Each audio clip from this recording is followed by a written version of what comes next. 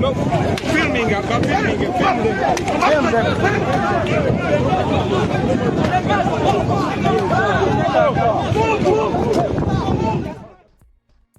Yes, wetwogerera nga obunkenke okutya n'okutuula obufoofofo byeyongedde mu bitongole byandibadde ebikuuma ddembe okuli ekitongole kya Uganda Police nga kino nno kikulirwa omukulu amanyiddwa nga Abbas Byakagaba, ekitongole kya Uganda People's Defence Forces kino kitongole eky'amagye ekikulirwa CDF amanyiddwa nga Muhoozi Kainerugaba. Ngenda kwongera ne ku bigambo byawo byayogedde ng'ebigambo ebyo bye bimu ku ebyo ebivuddeko ensasagge ekyewuunyisa n'ekitongole ky'amakomera wenjogerera nga nabo bali mu kaseera ka kazigizigi, bali mu kubeera nga bali mu kutya oluvannyuma lw'amaanyi Excellency Robert Kyagulanyi Ssentamu g'ataddewo naddala mu bitundu gy'asiibye atalaaga oba gy'azze ng'atalaaga ekitongole ekya Parliament akikulirwa omukyala amanyiddwa nga Speaker Anita Amongo nabo bennyini bali mu kutya kiki ekigenda okuba nga kiddako oluvannyuma lw'ensasagge His Excellency Robert Kyagulanyi Ssentamu gy'ataddewo buli wabadde ng'ayitira ebigambo ebizze byogerebwa ekigambo ekimanyiddwa nga protest vote kireese obuzibu mu bakulu naddala bali mu byokwerinda wenjogerera nga n'ekitongole eky'amakomera ekimanyiddwa nga Uganda Prisons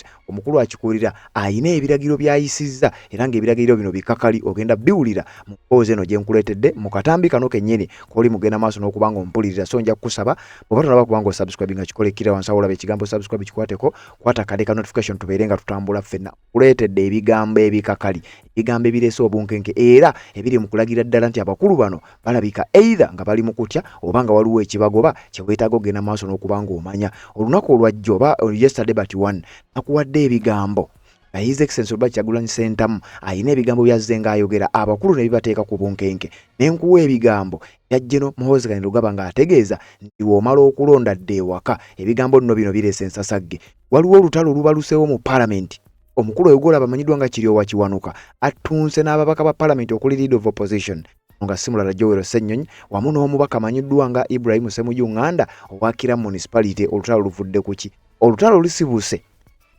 okuviira ddala ku bigambo bya General Muhoozi Kainerugaba yategeeza gye buvuddeko bw'omala okulonda dde ewaka.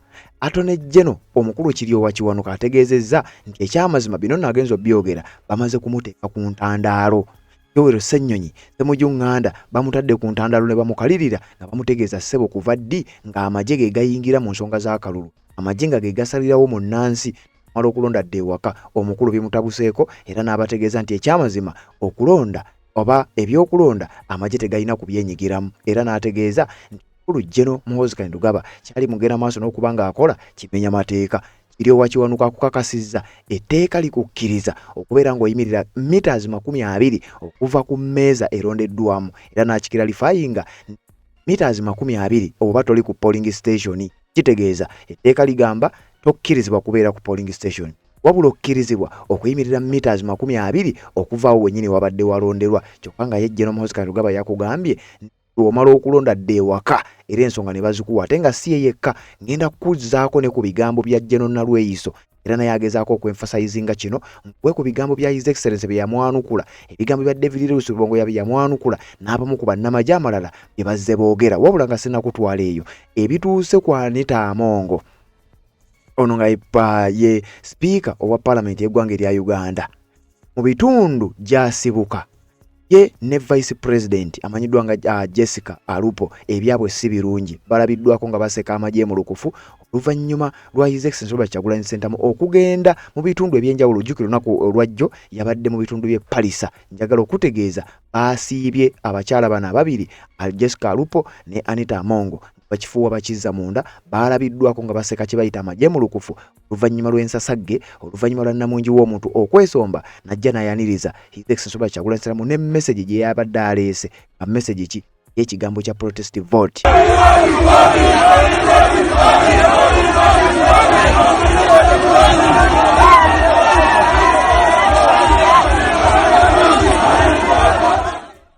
Awo tugenda kutuukawo era byonna ngenda bikuwa wabula nkugambye obunkenke bweyongedde ebigambo bya General Muhoozi Kainerugaba bireese olutalo olupya naddala mu b'ebyokwerinda. Abamu ku bo abali weringa okugoberera amateeka basajja battu ne bakazi battu bali mu kweralikirira kubanga oda yalumye okuva ewa CDF. Jjukira ono mutabani wa General Kaguta Museveni ali mu buyinza bw'eggwanga erya Uganda yakugambye omala okulonda dde ewaka. Joel Ssennyonyi ne Ibrahim Ssemujju Nganda batadde Kiryowa Kiwanuka Attorney General ku ntandaalo annyonnyole amagye gaatandika ddi okuyingira mu bino yabaffe kijja kitya okubeera nga ab'ebyokwerinda ngenda kuwa ku butambi obuwera mu VDN era njagala obwetegekere kijja kitya nga okuviira ddala ku bitongole byonna ebyokwerinda okutandikira ku poliisi bayingidde mu byakalulu ekitakkirizibwa kitongole ky'amagye bayingidde mu byakalulu ekitakkirizibwa kitongole ekya prisons kigambibwa okubaana nakyo kirina engeri gyekizannyamu politics takkirizibwa kati Kiryowa Kiwanuka oluvannyuma lw'okumuteeka ku ntandaalo sajja watu yavuddeyo n'ategeeza nti ekyamazima bino si bwe biti bwe birina okuba era n'alambulula abadde akubiriza Parliament olunaku olwajjo nga si mulala ye Thomas Tayebwa deputy speaker yavuddeyo naye n'akiralifyinga nti bannange ekituufu kiri nti omuntu okkirizibwa okubeera ng'oyimirira meters 20 okuwalondebwamu ebigambo bya General Kayindo Tafiire nabyo togenda kubisubwa mbikuletedde mu mboozi eno ogenda kutya General Kayindo Tafiire azenga alabula abantu bano kolobero bibagenda maaso n'okukola abantu nyiiza oba effujjo buli limu kye bagenda mu maaso n'okuba nga bakola abantu bagambanga abantu bajja kuzuukuka ebigambo bya General Kayindo Tafiire bya mugaso nnyo naddala mu kaseera nga kano era ensonga lwaki mutu guno bikuleetedde bulungi nebaza era n'enkulisaayo mu mwenna abaolekedde His Excellency Robert Kyagulanyi Ssentamu gy'abadde olunaku olwaleero naddala mu bitundu eby'Epalisa ne districts endala nga bwe twakutegeezezza bannange sijja kkowa kwebaza abagula fulaaga abaguze fulaaga za Uganda abaguze fulaaga ez'enjawulo kubanga fulaaga ziguziddwa nyongero beebaza mwebale kubanga mukoze omulimu ogw'amaanyi ennyo naawe eyeetaga okubanga otwegattako tutinge ku nsonga eya fulaaga ennamba z'essimu yongera bwe tutera okukola omulanga gwaffe kaweefube waffe omulanga gwa His Excellency Robert Kyagulanyi Ssentamu gukyagenda maaso n'okubeera nga gutambula so yandyagadde okubanga ocontributinga ng'oyita ku mukutu guno kubanga tugula nga Red Zone Media famire tugula fulaaga ez'enjawulo kusaba kwammwe okusaba kw'abagoberera omukutu guno kwe baba bataddeyo kubanga tugula fulaaga za ya kunnyonnyola waawo naye gwe yeetaaga okubanga odduukirira omulanga guno ng'oyitira ku mukutu guno namba z'essimu olabaawo zireetaaga amannya oli wa ddembe okusooka okugikubako n'okonfaminga ate oli wa ddembe tugamba nti nza nina fulaaga naye siina ssente kankuwe fulaaga tujja kuzikima wonna wonaaba otugambye bwe zisangibwa tujja kujja tubeere nga tuzikima era ng'etambulira ddala kakati njagala kukutambuza era njagala kutwala ku nsonga nkulu ngenda kuwa ebigambo bya General Kayindo Tafiire byazzenga akola ebyokulabula ngenda kuwa ebigambo bya General Muhoozi Kainerugaba ebyaleese obuzibu ngenda kuwa olutalo lubadde mu Parliament oluvannyuma lwa Kiryowa Kiwanuka okumuteeka ku ntandaalo ngenda kuwa n'ebimu ku bigambo bya His Excellency Robert Kyagulanyi Ssentamu n'abamu ku bakulembeze mu kibiina kya National Unity Platform ababadde nga bagezaako okwanukula abamu ku bannamagye abakungu mu kitongole kya poliisi abavuddengayo ne beeyingiza mu nsonga zino ekitakkirizibwa wabula nga bulijjo kusaba okkirize tujjewo akalango kamu kokka tusobole okutolontoka awatali nsonga yonna etutawaanya nga z'obufumbo olina omwami naye ng'akutawaanya olina omukyala ng'akutawaanya bajja ne bakwagalako ne bagenda gwe alina ebizibu mu byenfuna nga ssente zikuyita mu ngalo w'oteeka ssente zifa bufi b'owola tebazza gwe aloota ng'ogwa mu nnyanja gwe alumizibwa omutwe nga guganja okuwona naawe aloota ng'ebintu bikozesa ensonga z'obufumbo nina ekifo ku mugga awali amayinja wennyambulirako ebisiraani ekigwa ekifiiriza omudibo obutaganja obutaweebwa nzijanjaba abantu ab'enzikiriza zonna nsiŋŋaanibwa njeru ku lw'ejjinja gwanjagala kuba ku nnamba yange eyo naawe ali ewala ennyo yita ku WhatsApp.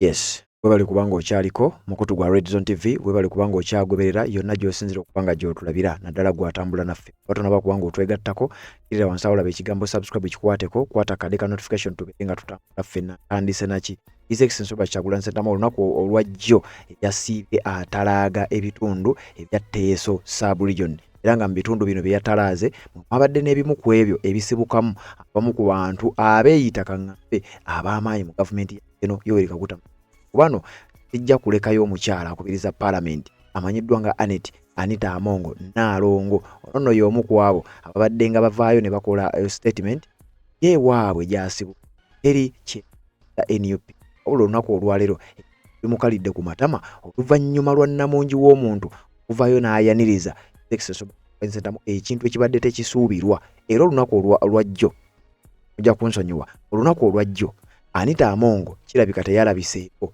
bwe yalabikiddeko yabadde aseka amagye mu lukufu ensonga zimusobedde nga naawe bwe wazirabye ngenda kukulaga akatambi kano katono nnyo nga Namungi w'omuntu ayaniriza okubugiriza n'okulaga essanyu Excellency Robert Kyagulanyi Ssentamu ekintu ekyaleetedde Anita Amongo kubeera ng'alina ebyokunnyonnyola ate nga si ye yekka.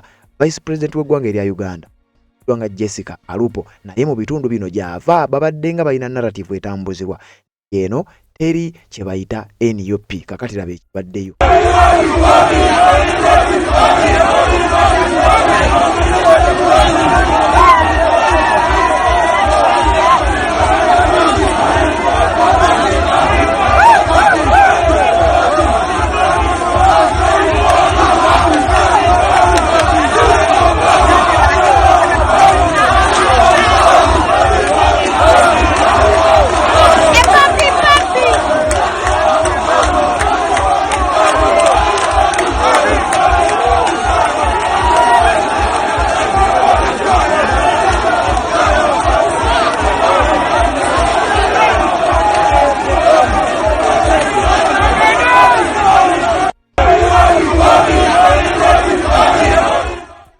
Yes, kakati embeera bwetyo bwe yasiibye ddala mu bitundu by'e Palisa Janet Amongo yakifuuye akizza munda mu ne districts endala ezibaddeyo tambudde ebyo twabikuwadde bw'oba ng'obadde ogoberera nkakasa wabirabye. Kakati embeera ezo zigambibwa okuba oba scenarios ng'ezo zigambibwa okuba nti zireese obunkenke mu basajja. Kati ate ku ebyo bw'ogattako statements His Excellency Robert Kyagulanyi Ssentamu zazze ng'akola njagala okutegeeza statement zino zitandise okuba nga zireeta obunkenke era yaviiriddeko omukulu General Muhoozi Kainerugaba okuvayo n'ategeeza nti bannange temugeza ne musigala ku polling station. Wano nno waliwo statement ekaluba njagala owulirize. Abamu ku bannamagye abamu ku bakulu mu magye bavuddengayo nga bakuba ebituli mu bigambo bya Robert Kyagulanyi Ssentamu. Jeko ekya Numbers zazze ng'akuŋŋaanya ku rally z'abadde agendako. Kati ate ng'ojjeeko ekyo waliwo ebigambo ba message abantu gye baba bazze okuwulira. Kati ate message egambibwa okuba ereese obuzibu abasajja okuva mu bitongole by'okwerinda bali mu kutya bali mu bunkenke era buli omu akwatayo statement emu gy'akwotinga n'agamba nti by'amazima bino tejja kubeera nga bisoboka nga sinnakutwala ku nsonga ndala yonna. Okowuliza ebigambo bino Excellency byayogera ng'ategeeza Munnayuganda sobola okulabira ku kyabadde Nepal naawe n'okola ekikyo. Waliwo munnamagye eyavaayo n'atya era n'agamba by'amazima bino ebigambo bireeta eggwanga ku bunkenke. Iriza ebigambo bino then nkuwe munnamagye bye yayanukula wali wa General Muhoozi Kainerugaba wulira. Mubano mugende buli omu akebere ku TikTok ye teekamu ekigambo Nepal Revolution olabe just emyezi oba ebiri oba gumu n'ekitundu oguyise olabe abaana bato bajenesi emyaka 18 19 20 tebasukka 25 bwe bakyusiza ensi yaabwe musobola okukyusa ensi yammwe. Guno omukisa gwe tufunye gusinga ogw'Abasudaani. Guno omukisa gwe tulina gusinga ogwa Nepal. Guno omukisa gwe tulina gusinga revolution zonna. Lwaki? Kubanga amateeka gaffe nga bwe gali wadde bagavvuula galaga nti abantu bwe bavaayo mu bungi ne balonda ekintu ekyo kyekiba kirina obbaweebwa. Mbasaba tutandike bwe tuti. Okusookera ddala tukiririze mu protest vote. Protest vote etegeeza ki? Kuno si kwe kulonda okwa bulijjo baganda bange nedda. Manyi bulungi nnyo nti mutuwagira nnyo era okweraliikirira kwammwe kuli nti Bobi ozze wano tugenda kuwa obululu. Uganda yena egenda kuwa obululu naye bagenda kubba kuba Museveni bwakola mu kulonda kwa Museveni. Okay, bagenda kuwuliriza bagenda kola campaign bakukiriza otambule batuuke mu makati ga campaign bafuleyo akantu kebekwasa batirimbula abantu twafunye da information tibaagala okutuuka ng'omwezi gumu ogujja mu maaso bakoleyo akabuyaawo batta abantu nga bwe bakola mu 2020 batemule abaana ba Buganda abaana ba Uganda babatemule babatiisetiise muleme kuyimirira ku kyemukiririzaamu ekyo tukimanyi. Era bajje Bobi Wine bamukwate bamusibe bajjeko amasanyalaze bajjeko internet balangire bye balangirira si byakola bulijjo. Olwaleero biralamu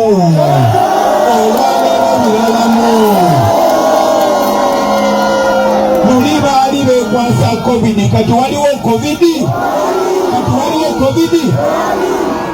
bannange ekyamusebeni okuba ng'akakiiko k'amaanyi by'Abakama kanzikiriza ne nominatinga si kuba nti ayagala. Twatwala emikono nga tukubisizaamu emirundi 10 naye mwabawulira bagamba emikono tegiweze. Baali tebayagala kunominatinga banominatinga kuba baali tebasobola butanominatinga. Emirundi gyonna gye bansibye babeera tebaagala kunta naye banta kuba tebasobola butanta. Baganda bafe bonna campaign team gye nali naye 2 Yes, kakati ebyo ebigambo biwulidde era ngenda kubaako n'ebirala byenkuwa ebigambo njagala ogende mu comment section ompulire ku ebyo by'owulidde kigambo ki ekimenya. Tekuli kigambo kimenya, tewali kigambo kyali kisobola kuleeta nsasagge era ebigambo ebyo njagala okutegeeza gwampuliriza kubaddeko ekimenya bamusamoninga naye njagala owulire omu ku bannamagye abavuddengayo nga bakomplaininga ku nsonga zino owulire ye engeri gye yali yakitingamu oluvannyuma lw'okuwulira ebigambo ebyefaananyiriza bwe bityo kubanga ezo statement bwe zityo Nsoba Kyagulanyi Ssentamu abadde ng'azikola akola ng'omwogezi w'amagye mu kaseera kano amanyiddwa nga Chris Magezi ayina engeri gye yayogera era ng'alinga ayanukula ku bigambo ebyo nakugambye okutya obunkenke n'embeera ey'okulaba nti buli omu ali mu kutuula obufoofofo eyongedde naddala mu bakulu ab'ebyokwerinda. Poliisi twawudde magye tetwawudde bitongole ki wabula kumpi ebitongole byonna birabika nga biri ku bunkenke. Wulira engeri gye yabinnyonnyamu bino. Tuze tuwulira mu mirundi gya njawulo ng'omukulembeze wa NUP ng'agamba bannayuganda nti bano ab'amagye n'abapoliisi tubasobola tebamala. Ekyo kiba kitegeeza ki? Kiba kitegeeza nti oli mu kukoleza omuliro mu bantu. Be bagamba b'amagye an alternative militant force nti tubasobola be bamobilizing. There are so many cases where police officers have been assaulted. Kati ku ab'okwerinda ku lunaku olwo bayina emundu, bayina tear gas, bayina n'embooko. Kiki kye bandibadde bakozesa? Non-lethal and most effective. Bw'ogenda kulaba nti wadde embooko erabika bubi naye ono mpozi gwenda abokulira nti waliwo omuntu ayafudde naye tusobola kutegeera kiki yafudde naye teri yafa, teri yamenyeka, but the situation was contained. But even after nga bamaze n'okubba amaduuka g'abantu ng'ekintu ekyeggulu okulabirako nga bwe kize kitambula ne bakandidate bonna including NUP, their party agents bajja in advance ne batuula ne district security committee and police, they agree on the venues ne bakkiriza wawe bagenda okuyita as they access the venues and the security forces deploy accordingly for the reason of jenvo okunyonyola nti waliyo n'abalala batali mu byobufuzi naye n'ebyabwe birina okukola ki kusigala nga bitambula. Naye kye tuze tulaba intake and it's on the record, you can verify n'abakulu abalala bali wano eggulu n'awalala wonna. These arrangements are discussed and agreed. Naye candidate waabwe amala okutuuka mu kitundu ye asalawo bino ebyateeseddwa ne bikizaganya n'abyokwerinda sigenda abigoberera. Twagambye tujja kuyita wano, nedda nja kuyita wano. Mirundi mingi nnyo naddala mu kutandika nga ne campaign venues ze baali basecuring nga tagendayo n'owesanga ng'enkunganya azitaddemu street, azitaddemu butale and other congested places. Ekiviiriddemu in Mbarara, in Iganga, even in Mukono, in Arua and even in Gulu, amaduuka gabiddwa, ba mobile money agents babiddwa. Baani bagabba bagamba bayina ekintu kye bayita eggaali. Abantu abatali controlled bangi bayita mu kitundu buli kye basanga basitula ne batwala.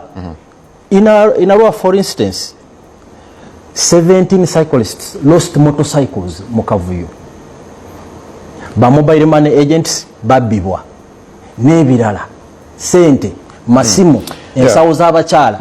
Kati eyo maali y'abana Uganda.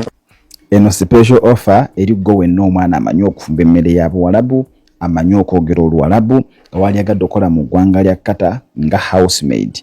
Otambulira ku employment, otuukira wa sponsor, ate ng'olina office. Jangu tukole. Bahrain, Qatar, ne UAE. Ekyenkize kiri ewange osasula omaze kulaba ku visa ate nga employment. Naawe omupya olina kubanga oli mutono ng'omanyi okwogera oluzungu. Omukulu ye Kano Chris Magezi era nga yakolanga omwogezi w'amagye naddala mu biseera amanyiddwa nga General Felix Kulaije wabeera tali. Mukadde Kano Chris Magezi yaliwo kati yakolanga oluvannyuma lw'okubeera nti General Felix Kulaije tetunaba kubanga tutegeera wa ewa nga kirowoozebwa ayinza okuba nga alibeera wadde. Kakati ebigambo ebyo yabyogera ng'alinga yanukula obubaka His Excellency Robert Kyagulanyi Ssentamu bwe yali ayogedde mabegakaawo era nga bwe nkuwadde message zonna nga bwe nakutegeeza nti ffe wano tubikuwa byonna ate ne tukulambululira nga n'osobola okuba ng'ozitegeera bulungi nnyo. Kakati ebyo ebigambo ebyo Uganda bangi babirabira ddala nga ebiri mu kifaananyi eky'okutya, okweraliikirira n'okuba nga obunkenge bweyongera kumpi buli olukya. Jjukira tuli mu bintu bibiri, waliwo kye bayita festive season ate ne wabaawo n'okulonda. Byonna bijjidde mu kaseera ke kamu eggwanga erya Uganda biryolekedde. Ebitongole ebyenjawulo naddala ebyokwerinda byongera okumyumyula, byongera okubeera ku bulindaala era byongera okuteekawo embeera eringa erabikanga ey'okutya. Kyokka ate n'ebiwayi ebirala nabyo bitandise okuba nga biteekawo embeera eyinza okuba nga si ya bulijjo. Kati njagala kukutwala mpola mpola. Omu ku basajja abalina komandi ezawaggulu oba abalina ranka ezawaggulu mu kitongole ekya poliisi amanyiddwa nga Frank Mwesigwa. Era Frank Mwesigwa libadde litambulira nnyo naddala mu bikwekweto ebyenjawulo era nga kigambibwa oba omukulu oyo alowoozebwa okuba nga ku abo abakola orders naddala mu bikwekweto ebyobulabe ennyo ebiriddeedire. Frank Mwesigwa naye yavaayo n'ayogera obubaka buno nga naye wa byakwerinda omulala alinga eyeeyingiza mu kalulu era nga ebigambo abyolekeza candidate y'omu. Ebigambo bino yali agezaako okulaga lwaki bakozesa embwa, lwaki bakozesa omukka ogubalagala, lwaki bakozesa measures ezigambibwa okuba nti tuwanidde kubeera nga zikozesebwa mu kalulu. Wano yali agezaako okunnyonnyola era njagala obiwulirize tutambule. Kubanga fe nga security tulina obukodyo bungi obutukolesa. Tear gas is non-lethal. We can use it and we use it. It's acceptable. Embwa tuzikolesa tulina K9 unit ate twababulidde lwaki tuzikolesa ne level how we can use these dogs. Now all means we are using now are legally allowed as police, so there is nothing we are using that is illegal in the law. No, they are all naye katugwe ekireetera tear gas kiki so kolabe what causes us to use tear gas. That's the most important thing. Tumaze 7 weeks mu campaigns, 9 weeks naye zo 9 weeks obadde olaba mu tear gas obadde ogiraba. Kati bwabeerawo ennaku 2-3 nga tumugoberedde mateeka naffe tuvaayo nga security okulaba nti tuteeka situation eyo in order so that there is law and order in this campaign. Like which ones? No, but you see their processions are guided. We clear them and we guide them on how to do them. Now this is a different procession from what you are talking about, because everybody, if you want to do procession, you let us know, we clear you and even provide security on that procession, which is unlikely not being done by other people. Yes, kakati eyo tuvuddeyo. Njagala kukutwala mpola mpola era njagala tutambule ffenna. Kakati gwa okuba ng'otwegattako ate n'abakuba ng'osubscribinga nnyo era okujjukirira wansi awo wennyini wolaba ekigambo subscribe okikwateko, kwata akadde notification kakuyambire ddala okubeera omu ku abo asobola okumanya buli we tunaabanga tutaddeyo obeere ng'obeera notified. Tukyali ku nsonga ey'obunkenke n'obumu ku bubonero obulaga nti wandibanga waliwo okutya naddala mu bakulu abakwasaganya ebitongole ebyokwerinda. Kumpe buli kigambo ekifuluma His Excellency Robert Kyagulanyi Ssentamu ekigambo ekyo kyanukulwa era ng'ennyanukulwa gye kyanukulwa egambibwa okuba eraga okutya ddala mu bakulu bano. Tubadde mu bitundu by'e Palisa olunaku olwajjo lwonna ekibadde mu Parliament mu budde bwe bumu. Nakugambye nkikuleetedde era ngenda bikugamba ogenda kutya. Ekitongole eky'amakomera kirangiridde standby, simanya bikoze bitya nabyo ngenda bikugamba. Ekitongole ekya poliisi kitumya statement ku statement abwe biwulidde ebigambo bya Muhoozi Kainerugaba ogenda kubiwulira ogenda kutya. Kakati nyiga sinakutwala eyo, njagala nkulage mu mateeka ag'eggwanga erya Uganda twakutegeeza omuntu anaabeeranga si kilometers wabula meters 20 okuva ewalondebwamu. We tugamba ewalondebwa tuba tutegeeza ndooza ku meeza polling agents bagenda okutuula, abalondesa presiding officer n'abalala bagenda okutuula. Kakati ate wano kigambibwa bano bo bafulumya statement eringa ezikanga. Kino Moses Kandugaba yavuddeyo n'akugamba bw'omala okulonda dde ewaka era ebigambo bye nga byawukana na bya Nalweyiso wuliriza. We appeal to citizens to cast their votes peacefully and go home, not to hang around the polling stations. The vote counting and tallying process will be transparent and is done in the open.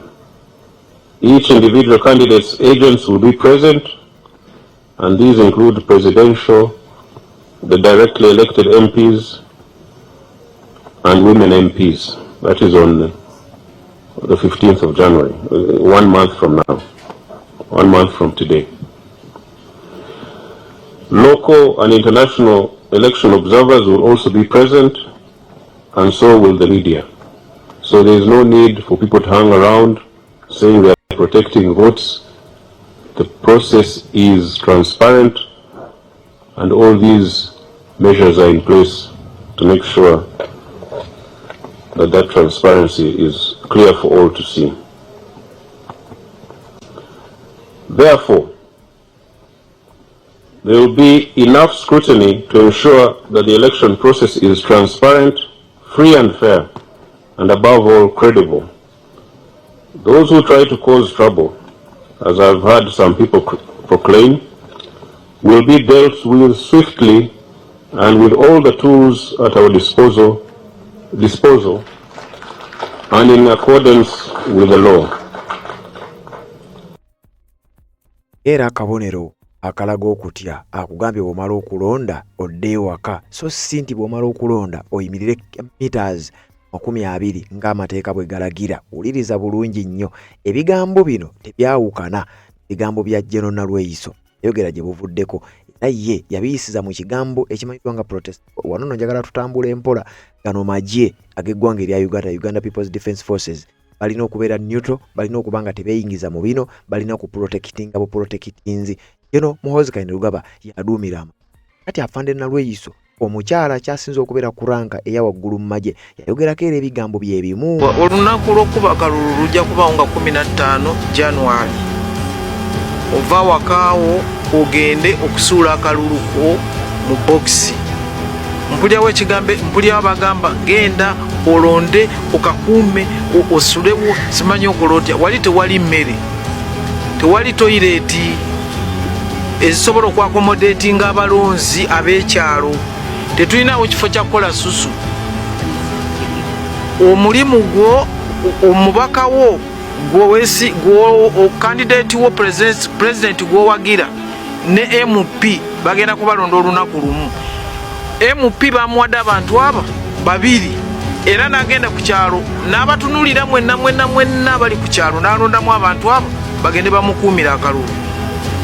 BMP be baba 10 abo be bantu 20 bakuuma akalulu awo. Buli president bamuwadde abantu 6 bwendowooza abagenda okuuma akalulu ke. President bali 8 tayimuze bantu 6. Gwe bw'omala okulonda waliwo distance gye bakuwa gy'olina okuyimiramu ne woba okomyewo okubala akalulu. Naye nze nandirowooza jjangu olonde oddeyo eka kubanga ne bw'otuulawo eyo box gy'okuuma si yesalawo Uganda. Kati nze bwe ndowooza nti ebyo eby'eggaali simanyi ebyaki tebikola wano. Ate nsaba abantu baleme koppa bye balaba ku muliraano kuba nze mpulira abagamba ekyabadde egindi kijja kubeera na wano. Buli muntu ayina engeri gy'akuumamu eggwanga lye kubanga ffe abasecurity tukuuma Abannayuganda n'ebintu byabwe ne tukuuma yeekalakaasa ne tukuuma ne gwe bagenda okwekalakaasizaako mwembi tubakuuma. Kati waliwo ebintu bye tutajja kukkiriza. Naye nze ndowooza nti okusinziira akalulu nga bwe katambula kali peaceful wadde abantu abamu kabayisiza bwe bagamba kano si kalulu kubanga temuli tiyagaasa. Ako ke kalulu. Buli muntu atambula ayagala okukola effujjo mweriri naye ffe abasecurity tugamba nti effujjo tetulikiza. Teri gaali sebo, teri gaali. Eggaali genda ozikolere mu nnyumba yo tozikolera ku bantu kubanga tewali ku dduuka lya muntu oba ekintu kyonna ekikwatagana n'akapapula kogenda okutiikinga. Edduuka lyange ne famire yange so siryange n'obululu. Mbegayiridde nnyo bannayuganda oba bannabugisu kendo akalulu nga bwe kali ak'emirembe era twagala n'okulonda kubeere kwa mirembe okutuusa lwe banaalangirira omuntu awangudde. bw'anaabanga owulira nti kikunyize nnyo kooti, bw'owulira nti kikunyize nnyo genda mu nnyumba okaabe, kubanga akaluluko kamanyiddwa. abantu 8 tolagalako omu, si bonna, ate abala tetulina na gye tubatwala. Omuntu tosobola kukulembera kyalo oba okulembera eggombolola kati ojja otewe pampalike ku ggwanga. Bizibu nnyo, twagalako ogwo. Afande Proscopia Nalweyiso ye mukyala karanka wangeri ya Uganda atera mu byafaayo bwatyo bwe yayisaawo mu message ye. Enjagala okonekitinga ebigambo bya General Moses Kazirugaba ebigambo bya Afande Nalweyiso tebyawo kyokka nga baba NUP bakugamba amateeka gatulagira meters 20 pa ewalondebwamu temuvaawo. Onakula 15 bwe lunatuuka muveeyo bangi mulonde abateesobola mbayambeko mumekinge swa buli omu alonda. Bwe mumala okulonda temuvaawo bamaama bataata, temuvaawo. Bakwonona Nalweyiso byayogera ebyekiwumba tutu, bakubya Abakama byayogera, bakwonodda mulira wamba abaana baffe byayogera. Baganda bange fe tuli bannamateeka, nze ndi munnamateeka, manya amateeka. Etteeka ly'okulonda ligamba nti Munnayuganda yenna bw'amala okulonda alina okuyimirira emita 20 okuva emmeeza we balondera. Kati emita 20 kitegeeza okuva ano nekweyo emmotoka oyo musiraamu kwatudde. Mutuulaawo, temukola fujjo, naye kamera zammwe nga zibalaba. Kamera kyekyokulwanyisa ekisinga amaanyi kye tulina era batutya. Ekyokulwanyisa ekyokubiri yeno bendera y'eggwanga. Eno ebendera y'eggwanga Museveni agisangawo, Museveni agenda girekawo. Tugirinako obuyinza bwe bumu na buli muntu yenna. Kano ke kabonero akalaga obusika bwaffe. Eno bendera twagisikira kuva ku bajjajjaffe abaleeta independence mu Uganda. Era bendera eno beera nayo tolina musango gwonna, buli omu waddembe ogikwata. Tuzze tubagamba yakalulu bakabba. Museveni yajja n'agamba nti bamubbako obululu miliyoni 2. Si kyo, buli omu akayana nti bamubbako obululu. Naffe tukayana. Kati bwe tuba ffenna tukayana nti babba obululu, kati tumukuume ffenna tubeerewo. Kati gwe mwami by'Abakama bw'oba ogamba nti tuleme kuuma akalulu ate nga ffe tugamba gwe wabba akalulu kaffe, oŋŋamba otya nti omubbi gwe mmanyi nti mubbi aŋŋamba nti toggalawo nnyumba yo ye yajja obbikuumira. Sebo tusanze tulaba tugenda kakooma.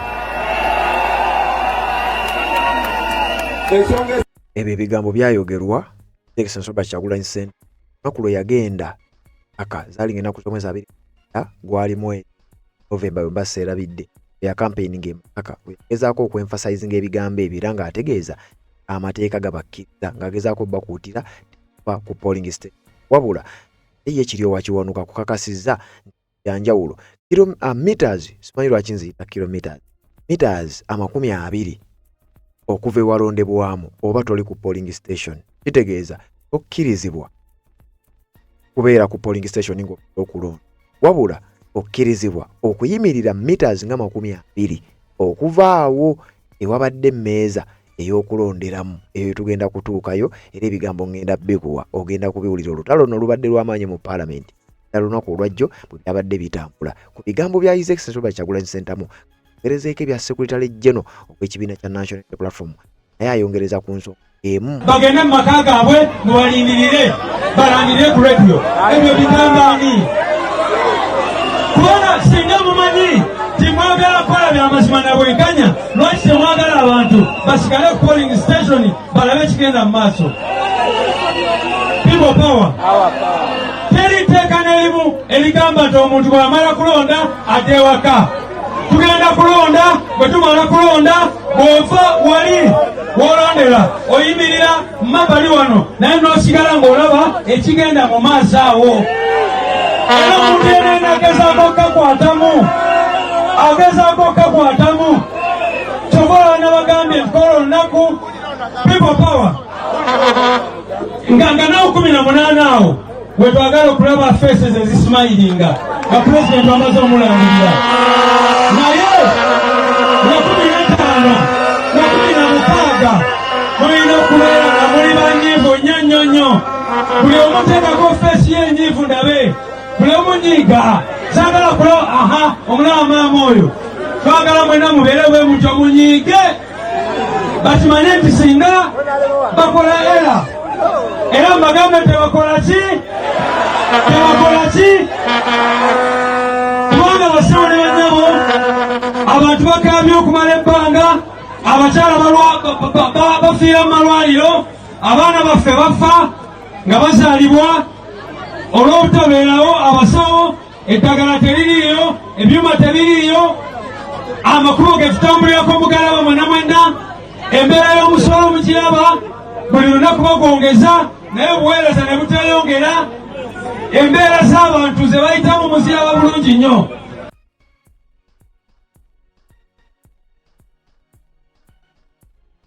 Kakati oyo lejjeno national platform nga naye emphasizing kayemu naye jjukira bano bonna bannamateeka nga bwenzise kugamba kina kya national platform abakukulembera ennamba esinga bonna bannamateeka Robert Kyagulanyi Ssentamu yatiibwa amateeka mu bijju Evidire Wisirubongo ya musajja munnamateeka mu kima leader of opposition ate nga ye mwogezi w'ekibiina Joel Ssennyonyi mu mateeka n'abalala kakati babadde bakutegeeza ku nsonga butya bazirina okuba nga zitambula kakati kino kyasparkinze debate Parliament y'eggwanga erya Uganda era debate eno evuddeko embeera ey'okwagala okusika omuguwa abamu nga bagamba ekitibwe kirina okuba abalala nga bagamba amateeka weegali bigenze okuggwa nga kiri owakiwanuka abamu ku babaka b'oludda oluvuganya bannyonnyoleganye oba babadde mu mbeera y'okusika omuguwa njagala obirabe bamugambye lwaki amagye gagenda mu maaso n'okukola bino era lwaki beeyingiza mu bino ekintu ekitakkirizibwa mu mateeka baddi mukkirizibwa kubeera waalondedde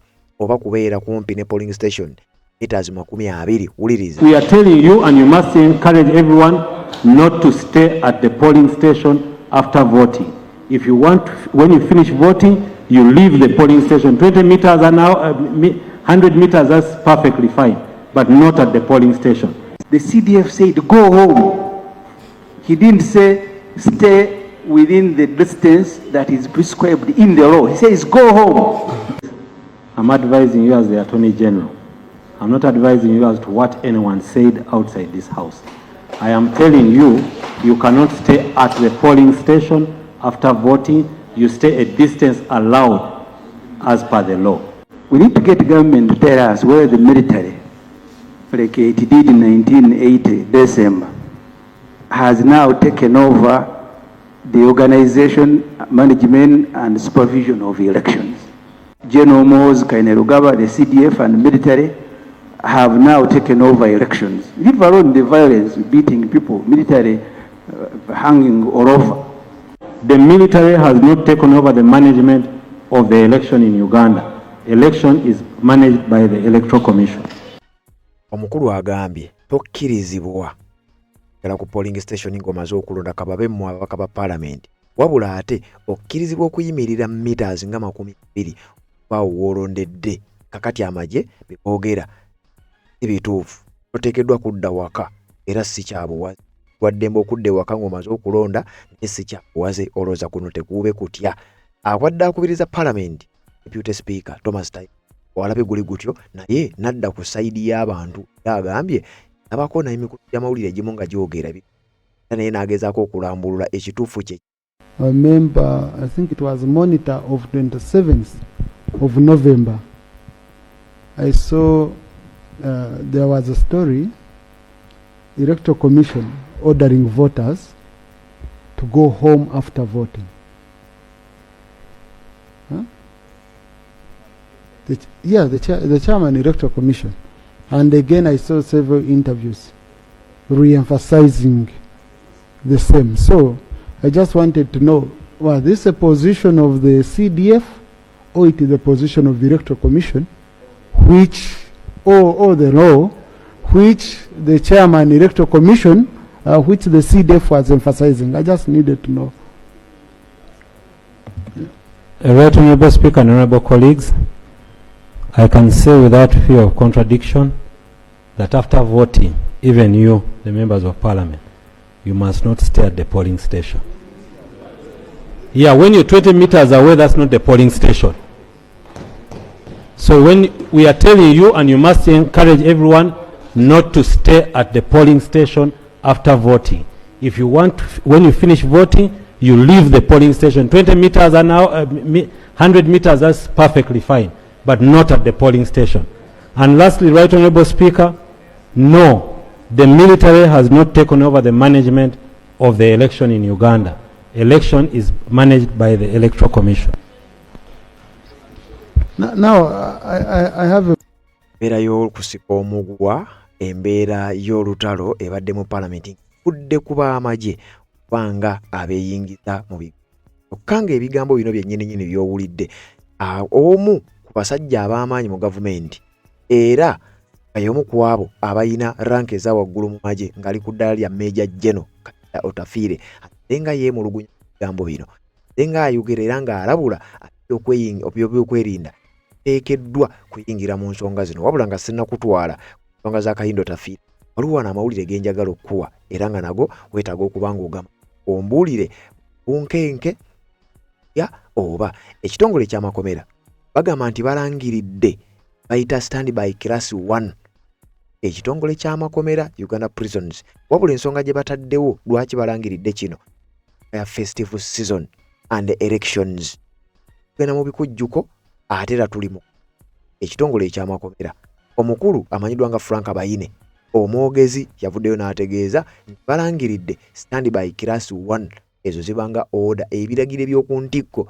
bakuuma amakomera ababeera mu makomera babeere bulindaala kyonna ekyokuba nga kiddako oloza kijja kuba kiki eno ng'amagye gakyagenda maaso n'okwekengera oba n'okulaga obunkenke okusinziira ku statements ezigenda maaso n'okufulumizibwa era zigenda maaso n'okukwa kyokka n'ekitongole ky'amakomera balangiridde kye bayita standby grade 1 ekyo kakasanga buli azaagoberera omanyi kyekitegeza kyokka ng'ate neero mu budde bwe bumu bakugamba Robert Kyagulanyi Ssentamu atadde abamagye ku bunkenke naddala olwaraara ezimu ku ezo ezisembayo era byemu ku bigambo by'ozoowulira abamu ku bali mu uniform amagye Uganda Police n'ebitongole ebirala bavuddengayo nga bagezaako okwogera ebigambo bye boogera nga babyolekeza His Excellency Robert Kyagulanyi Ssentamu njagala nkuwa ebigambo bya General Kahindo Otafiire byazze ng'ayogera ebigambo bino ng'oba oli awo biringa ebigezaako okulabula ab'ebyokwerinda bwe balina okweyisa namwe abaana akagunda abyokwerinda mulekera okukwatira abantu obwereere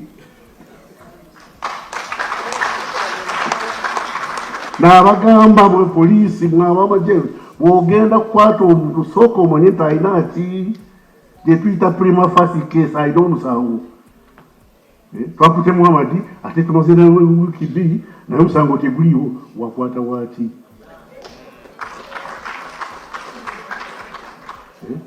kubanga abantu kutegwe kubanga bakuwa okwerinda tebakuwa okutulugunya abantu bono banuupu oba banuupu nuupu ali mu mateeka nuupu twakkiriza nti ebibiina by'obufuzi biteeka okubaawo oba twakkiriza ne tubiteeka mu constitution bawe ebbetu yaabwe bagende mu nuupu yaabwe genda okugamba abantu nti abanuupu tebamanyi kyebakola tebabawa kalulu naye tobakwata lwakubanga banuupu nuupu eri mu mateeka dipu eri mu mateeka simanyi ekyo ekibakyeta PPF firawo simanyi biki baleke leka buli muntu akole kyeki waliwo kino ekyasumanu asanuma muntu omu mu palamenti jemu basaba koleki agenda bwayagala ne jema yimu naye toba okola mugamba abantu abalonzi badanga ono jema temulonda kubanga agenda kukola ki kubagendera kujema agenda so nati omukwata lwakubanga wanuupu lwakubanga no kubanga byonna ebibiina biri buki mu constitution twabikiriza akugamba ti olukandwa ono wanuupu akugamba ti olukandwa ofulumye nga olina obujozi mu maaso tomukuba lwakubanga agambye olina obujuzi gendo nabo obujuzi kuwakanya agambe muraba musajja agambe nfulumye nga sirabye ku maaso tomukuba lwakubanga kugambye tonabye ku maaso gendo nabye ku maaso kubanga kuyambye kyobadde olowooza nti kituufu kyobadde oweewaana nkola bulungi akulabudde nti ebyo byokola si bituufu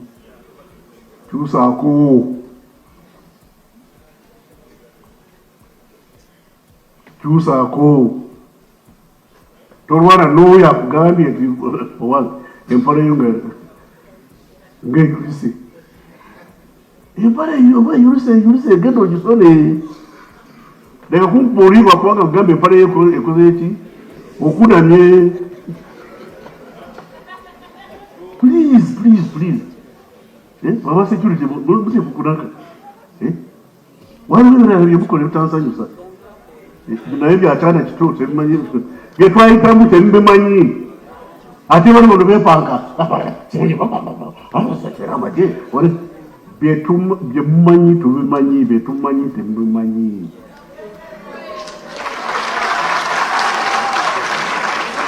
listen to us otuwulirize mulekera okwepanka waliyo babukutana webuuza bano balagawa banabukuta ensi egenda enagwawo olwaleero Uganda yaliwo nga tetuliiwo kweri nga weetuli egenda kubaawo nga tufudde RPC saagala kuwulira abaserikale bo nga batulugunya abantu wano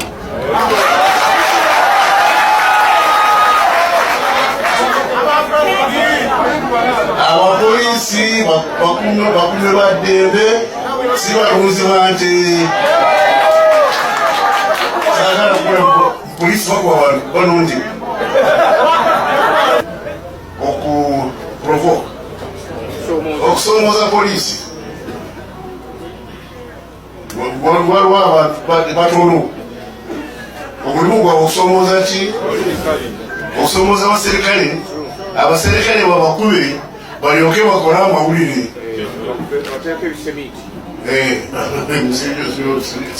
n'abapoliisi tebutulugunya abantu temubakwata bubi naye namwe abantu abamu abatono mulekera okusomooza polisi bulyoke bukole amawulire abayenalemu abakulembeze bayenalemu namwe temufuuka bikereere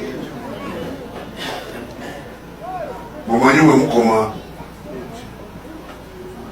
buno obubbi obuli bw'enguzi obubbi era bugenda kubasuula kambabulire nyinza kubanga sikyali wano yakubanga ngenze kubanga emyaka gigenze gambi olukusa amaso tegala obuli yakubanga ngenze naye nga abakulembeze bayenale bwekuteddamu bwekuteddemu obuli bw'enguzi bugenda kubasuula mwebale nnyo mwebale mutu amazima gali nti CDF wa Uganda atandikenga kulikodinga audios zabanga atuweereza Sibalimba nebino ebintu by'okujjanga n'asoma kapapula wallahi bitulabisa We appeal to citizens to cast their votes peacefully and go home, not to hang around the polling stations. The vote counting and tallying process will be transparent and is done in the open. Singa CDF yakitegeererawo nti alina ambitioni ennene bweziti oba nti alifuuka CDF nti oba bamuteekateeka kukola byo bye bamuteekateeka okukola yalibadde yaddayo dda n'asoma Sibalimba musajja addeyo ku ssomero tebajja kufosinga nga bawalukaga bokka nti bebalina okuddayo ku ssomero bapologisiti ba Museveni n'abalabye nga bayogerera nnyo walukaga ne mbutuufu ne CDF wa Uganda yeetaaga kudda ku ssomero nze olumu neebuuza kiki twakola Museveni to deserve this twamukola ki nga bannayuganda CDF w'amagye najja agenda kusoma ebintu ebimenya amateeka ng'akimanyire ddala nti byagenda osoma bimenya amateeka naye nga tasobola kujja n'akola speech nga tatunudde kapapula CDF ng'olina ne kapasiti etwala abantu mu basement n'obasomesa olunyankole n'owandika ne ku Twitter yo oba kati gye muyita X mbugundi mukutte ndi mumusomesa Lunyangole mu basement naye nga naawe bw'ojja okwogera mu bantu mu public ojja n'akapapula wabeerewo nno nti statement ez'amakulu CDF ze yabadde azze okukolera bannayuganda atwandigaye nti munnaye abadde ali ku physical policy okitegeera abadde ayogera ebintu kwegamba ebizimba eggwanga ebitwala eggwanga mu maaso bati ngozze kwalaatinga na kuwooninga bannayuganda gyabo omala okulonda dde ewaka naye ng'olina kujjayo kapapula osomeko. To all Ugandans, after casting your vote, go home. Walaba nanga atasoma ako nsokodde okwogera nga sisomye kapapula naye CDF omulamba gamazima gali nti Museveni talina muntu yenna gwayagaliza kukulembera ggwanga lya Uganda mu bwongo bwe takirina. Naturally Museveni amanyi nti yalina capacity, yalina knowledge, kwegamba Museveni alowooza nti teriyo muntu mulala yenna ayinza kutwala ggwanga lya Uganda mu maaso ataliye. Ku mulundi guno bannayuganda ye munaaba temwerwanyeeko. Bwe muwulira ng'omuntu abagamba nti kano kayinza okwoleka kalulu akasembeyo okulonda pulezidenti tekuba kusaaga aba akimiininga. From credible sources tuyinza okuba kano ke kalulu akasembeyo okkuba mu ggwanga lya Uganda nga tulonda pulezidenti. Okitegeera nti Museveni aba ayolekedde kufiira mu buyinza kati ateeke mwani bw'abanga atummye okukyusa obuyinza mu mirembe, bw'abanga aganya okuva mu buyinza mu mirembe ng'ayagala kakatikako bantu be mutuufu ono gwateeseteese okuteekako. Senga Museveni yali ayagaliza omuntu yenna okukulembera eggwanga lya Uganda, senga yatwala dda mutabani we ku ssomero, senga yamuzzaayo dda kubanga okusoma tekuliiko myaka. Ne mutuufu tuswala ebyaddala tuswala. Mbadde nina emikutu egy'enjawulo gye nsoomaasomako egiwandise ku CDF wa Uganda ne mu comment section ng'abantu bagamba nti lwaki CDF alina nnyo ensonyi, mu CDF ali shy. Abalala ne babaddamu ne babagamba nedda tali shy naye byasoma oba byayogera abisoma kapapula. Mu butuufu nendabira ddala nga tuswala, mu butuufu tuswala naye nga Museveni twamukola kimazima ddala, twamukola ky'okudisavinga kino nga bannayuganda. Abaana b'abantu abasomye be bakwasa embooko okujja okkuba abantu eno ku makubo. Abasomye abalina ebitabo abali mu magye babakwasa mbooko kujja kkuba abantu eno ku makubo. Mutabani w'omukulu ate ye n'abeera mu ofiisi. Kale kyewuunyisa abalina ebitabo be bakuba abantu ku makubo, ate abatalina bitabo be babeera mu z'ofiisi.